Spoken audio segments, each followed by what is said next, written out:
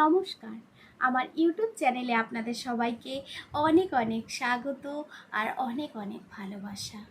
আজকের গল্প কন্যা বিদায়। অদিতি বাবা মায়ের প্রথম সন্তান। অদিতির একটা ভাই আছে, নাম হলো সুবীর। এই বছর মাধ্যমিক দেবে। অদিতি ছোটোখাটো একটা চাকরি করত প্রাইভেট কোম্পানিতে, তা দিয়েই সংসার চলত। মা নীলিমা দেবী। অদিতির বাবা ছোটবেলায় নাকি ওদের ছেড়ে চলে যায়। শোনা যায় অন্য একটা সংসার করে সুখে আছে। মা নীলিমা দেবীর হাতের কাজ খুব ভালো। তিনি সংসারের কাজের সাথে সাথে দর্জির কাজটাও করেন। সেই টাকায় একটু একটু করে জমিয়ে রেখেছেন মেয়ে অদিতির ধুমধাম করে বিয়ে দেবেন বলে। সেই স্বপ্নটাই আজ পূর্ণ হতে চলেছে। আজ অদিতির বিয়ে তন্ময়ের সাথে। পাত্রের বাবা খুব বড় ব্যবসায়ী। দেশের বাইরেও নাকি তাদের ব্যবসাপত্র আছে। আর একটা মাত্রই ছেলে।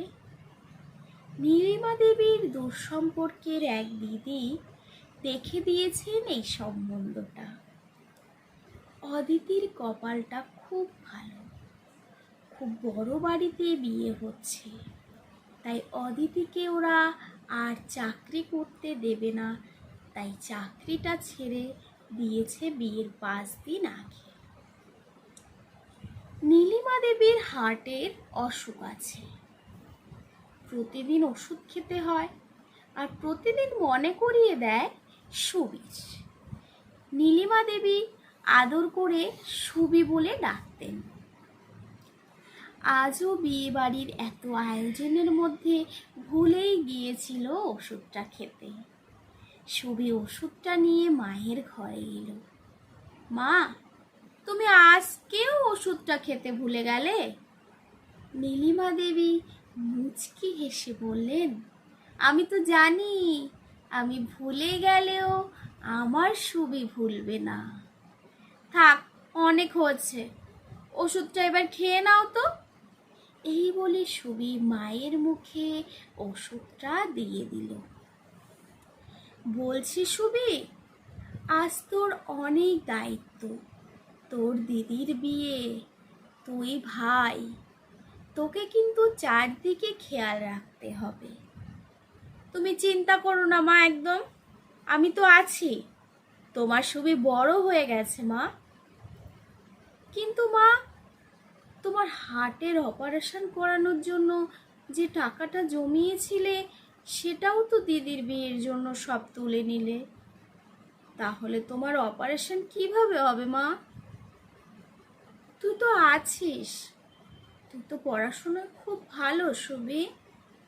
আর তো কটা বছর, তারপর তুই একটা চাকরি করবি দিদির মতো। আমাদের আর কোনো কষ্ট থাকবে না সুবি। কিন্তু মা, তোমার যদি বুকের যন্ত্রণাটা হঠাৎ বেড়ে যায় তখন কি হবে মা? তুই অত ভাবিস না তো, আমার কিচ্ছু হবে না। আর কথা বাড়িয়ে লাভ নেই, পুরোহিত এসে গেছে, বিয়ের কাজ শুরু হবে ওইদিকে। কি হচ্ছে দেখ গিয়ে। সুবি ঘর থেকে বেরিয়ে যেতে যেতে ভাবছে, কেন মেয়েদের পর করে দিতে হয়? কেনই বা বিয়ে করে সবাই? দিদি যদি থাকতো তবে আমার কোনো চিন্তাই থাকতো না। দিদি আমি মিলে তোমায় ঠিক ভালো করে তুলতাম মা। গোধূলি লগ্নে বিয়ে শেষ হয়ে গেল অদিতির। নীলিমা দেবী আজ খুব খুশি। কন্যাদায় থেকে ঋণ মুক্ত হলেন। তার উপর মেয়ের খুব বড় বাড়িতে বিয়ে হয়েছে। সুখেই থাকবে সারাটা জীবন। এতদিন অনেক কষ্ট করেছে। পরের দিন সকালে বিদায় পর্ব শেষ হতেই অদিতি নতুন জীবনের দিকে পাড়ি দিল। বাপের বাড়ি ছেড়ে শ্বশুর বাড়ির লোকদের মন জয় করার লড়াই শুরু হয়ে গেল। আসলে মেয়েদের তো এটাই জীবন। এদিকে নীলিমা দেবীর বুকের যন্ত্রণা বাড়তে লাগলো। সুবি এসে বলল, মা, আজ তো দিদির বাড়ি যেতে হবে, তুমি যাবে তো? নীলিমা দেবী সুবিকে বলল, না বাবা, আমি যাব না। মাকে যেতে নেই আজ, তুই যা সবার সাথে, দিদি কেমন আছে দেখে আয়, বুঝিয়ে বলবি যেন আমার উপর রাগ না করে। নীলিমা দেবী গেলে যেতেই পারতেন, কিন্তু বুকের যন্ত্রণা নিয়ে কি করে যাবেন? তাই সুবিকে যাই হোক একটা বুঝিয়ে দিয়েছেন, কারণ সুবি জানলে মাকে ছেড়ে কিছুতেই যেত না। কিন্তু আজ যে বাড়ির কাউকে যেতেই হবে। সুবি দিদি বাড়ি থেকে ঘুরে এসে দেখল মায়ের খুব বুকের ব্যথাটা বেড়েছে। মাকে ডেকে বলল, মা গো, তোমার কি খুব কষ্ট হচ্ছে? বলো না মা আমায়। না রে সুবি, আমি ঠিক আছি। তো দিদি ভালো আছে তো? হ্যাঁ মা, দিদি খুব ভালো আছে। কিছুক্ষণের মধ্যে নীলিমা দেবীর শরীর আরও খারাপ হলো। হাসপাতালে ভর্তি করানো হলো। নীলিমা দেবীর মাথার সামনে জেগে বসে আছে সুবি। নীলিমা দেবী সুবিকে বললেন, বাবা সুবি, আমার যদি কিছু হয়ে যায় তুই কিন্তু সব দেখে রাখবি, তোর দিদির খোঁজ নিবি। মা গো, এমন কথা বলো না মা, তোমার সুবি তোমায় ছাড়া থাকতে পারবে না। মা, দিদির কাছ থেকে টাকা চেয়ে আনবো? না সুবি, দিদির এই বিয়ে হচ্ছে, দিদি কোথায় পাবে এত টাকা? তোকে কারোর কাছে হাত পাততে হবে না। আচ্ছা সুবি, তো দিদির বাড়ি তো আমায় যাওয়া হলো না একবার। তুই কেমন দেখলি দিদির বাড়ি? আমায় বল না, আমি শুনি। সুবি চোখের জলটা মুছতে মুছতে বলল, মা গো, দিদি আমার রাজরানী হয়েছে। দিদির শোবার ঘরটা কি দামি পাথর দিয়ে বাঁধানো, ঘরের মেঝেগুলো যেন শ্বেত পাথরের থালা। কি বড় ফুলের বাগান, কত কাজের লোক, আর আলমারিটা থেকে চৌকি সরাতে পারছিলাম না। দিদিকে কি সুন্দর দেখতে লাগছিল যে কি বলবো মা। সুবি চোখেতে যেন জল ধরছে না।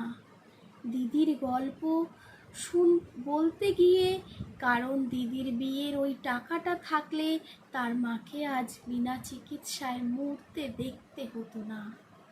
টাকাটা জমা দিতে না পারায় হার্টের অপারেশনটা হয়নি।